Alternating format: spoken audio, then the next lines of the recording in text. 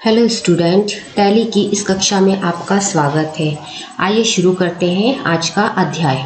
आज का हमारा अध्याय है खाते या अकाउंट्स। इसमें हम देखेंगे खाते से आशय, मीनिंग ऑफ अकाउंट्स, खाते का वर्गीकरण, क्लासिफिकेशन ऑफ अकाउंट्स और खाते को लिखने के नियम या रूल्स ऑफ अकाउंट्स। आइए हम समझते हैं खाते से आशय या मीनिंग ऑफ अकाउंट्स क्या होता है। किसी व्यक्ति, वस्तु या लाभ या आय, हानि या व्यय एवं संपत्ति से संबंधित व्यवहारों का संक्षिप्त रिकॉर्ड हिसाब किताब की पुस्तकों में जिस जगह पर रखा जाता है उसे खाता कहते हैं। यह तारीख के क्रम में और नियमानुसार ही लिखा जाता है। इसे हम एक उदाहरण से समझते हैं। देखिए, हमारे पास यहाँ पर आशा ट्रेडर्स का खाता है। मान लीजिए हमारा एक ग्राहक है आशा ट्रेडर्स, तो आशा ट्रेडर्स के साथ हम जो भी लेन देन करेंगे, है ना, तो खाता बुक में एक जगह, जो भी उसके साथ किया गया हिसाब किताब उसे खाता बुक में एक जगह रखेंगे, तो उसे हम आशा ट्रेडर्स का अकाउंट या आशा ट्रेडर्स का खाता कहेंगे। यहाँ पर आप देखिए, आशा ट्रेडर्स के खाते में आपको यहाँ पर फील्ड दिखाई दे रहे हैं, डेट, पर्टिकुलर, अमाउंट। फिर से दिख रहा है डेट, पर्टिकुलर, अमाउंट, और ऊपर हमको दिखाई दे रहा है डेबिट और क्रेडिट। प्रत्येक खाते के दो पक्ष होते हैं, ठीक है।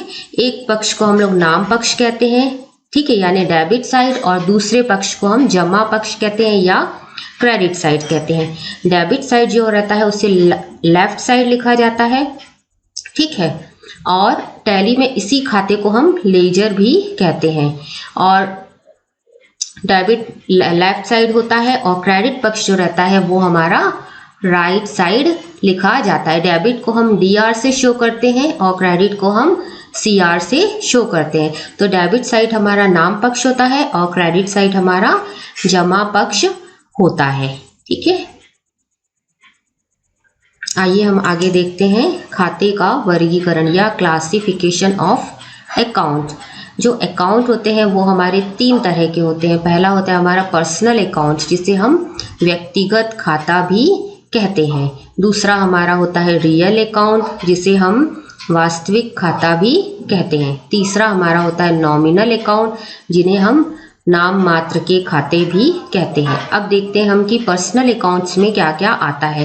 ये पारिभाषिक शब्दावली में हम ये सब कुछ पढ़ चुके हैं। यहाँ पर हम केवल ये देख रहे हैं कि इनको हम पर्सनल में, रियल में और नॉमिनल अकाउंट में कैसे डिवाइड करेंगे। तो पर्सनल अकाउंट या व्यक्तिगत खाते में आपका आता है capital account, drawing account, Ram account, bank account, Mohan account और या मोहन ट्रेडर्स का अकाउंट।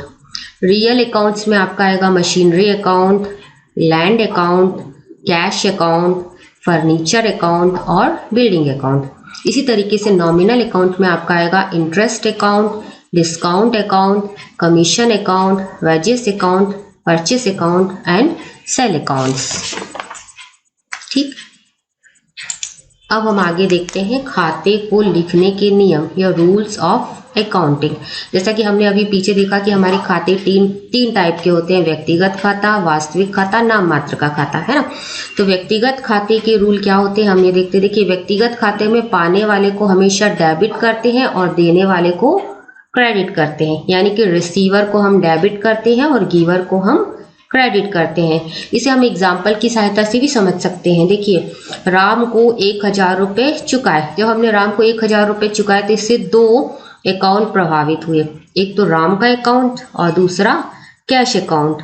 चूंकि राम का अकाउंट नाम से चालू हो रहा है तो राम का अकाउंट कैसे अकाउंट होगा, पर्सनल अकाउंट, है ना। तो इसलिए हम राम के अकाउंट को क्या करेंगे, डेबिट करेंगे। हमने कहा दूसरा अकाउंट कैश अकाउंट है, तो कैश अकाउंट हमारा कौन सा अकाउंट होता है, रियल अकाउंट। तो कैश अकाउंट को हम क्रेडिट करेंगे, ठीक है। दूसरा एग्जाम्पल एक और लेते हैं। कृष्ण से 500 रुपये प्राप्त हुए, तो कृष्ण हमारा कौन सा अकाउंट होगा, कृष्ण का अकाउंट पर्सनल अकाउंट होगा। तो कृष्ण के अकाउंट को हम करेंगे क्रेडिट और कैश अकाउंट हमारा रियल अकाउंट होगा, उसे हम करेंगे डेबिट। इसके बाद हमारा नेक्स्ट है वास्तविक खाता या रियल अकाउंट। वास्तविक खाते में जो वस्तु व्यापार में आए उसे डेबिट किया जाता है और जो वस्तु व्यापार से जाए उसे क्रेडिट किया जाता है, ठीक है। व्हाट कम्स इन उसे डेबिट करेंगे और व्हाट गोज आउट उसे हम क्रेडिट करेंगे। इसे भी हम एक एग्जाम्पल से समझते हैं। मान लीजिए कि हमने फर्नीचर खरीदा। अब फर्नीचर हमने कितने में खरीदा? 5,000 में खरीदा, है ना। तो यहाँ पर भी दो अकाउंट प्रभावित हो रहे हैं आपके। देखिए फर्नीचर यानी संपत्ति, तो ये आपका किस में आएगा? रियल अकाउंट में आएगा। दूसरा अकाउंट कैश है, हमने कैश में खरीदा है। तो फर्नीचर अकाउंट को हम रियल अकाउंट का रूल अप्लाई करेंगे। फर्नीचर जो भी आ रहा है हमारे पास, फर्नीचर आ रहा है, उसे हम डेबिट करेंगे। और कैश अकाउंट, हमारे पास से कैश जा रहा है, रियल अकाउंट के अनुसार कैश को हम क्रेडिट कर देंगे। ओके, अब हम देखते हैं नाम मात्र के खाते या नॉमिनल अकाउंट। नाम मात्र के खाते का रूल होता है कि व्यय या हानि को डेबिट करो। आपके जितने भी एक्सपेंसेस होते हैं, लॉस होते हैं, उनको डेबिट करो और आय और लाभ को क्रेडिट करो। जो भी आपकी इनकम या गेन होते हैं उनको हम क्रेडिट करते हैं। Expenses and loss debit and profit and gain को क्रेडिट किया जाता है यहाँ पर। ठीक है, इसको भी हम एक एग्जाम्पल से समझते हैं। मान लीजिए हमने किसी एम्प्लॉय को 1,000 रुपये वेतन दिया, कैश में दिया। ठीक है, तो यहाँ पर देखिए आपके दो अकाउंट प्रभावित हो चुके। वो हमारा एम्प्लॉय, तो हमने उसको क्या दिया? सैलरी दी, है ना। तो सैलरी अकाउंट जो है वो आपका किसके अंतर्गत आएगा? नॉमिनल के अंतर्गत आएगा। और दूसरा अकाउंट आपका अफेक्ट हुआ है कैश अकाउंट, है ना। तो सैलरी अकाउंट नॉमिनल अकाउंट है, तो नॉमिनल अकाउंट के रूल के अनुसार जो भी हमको सैलरी हम दे रहे, तो ये हमारा क्या हुआ? व्यय हो गया, एक्सपेंसेस हो गया ना। तो इसको हम क्या कर देंगे? सैलरी को डेबिट कर देंगे और कैश, हमारा रियल अकाउंट के अनुसार कैश को हम क्रेडिट कर देंगे। Thank you. इसके बाद हम देखते हैं रोजनामचा या जर्नल।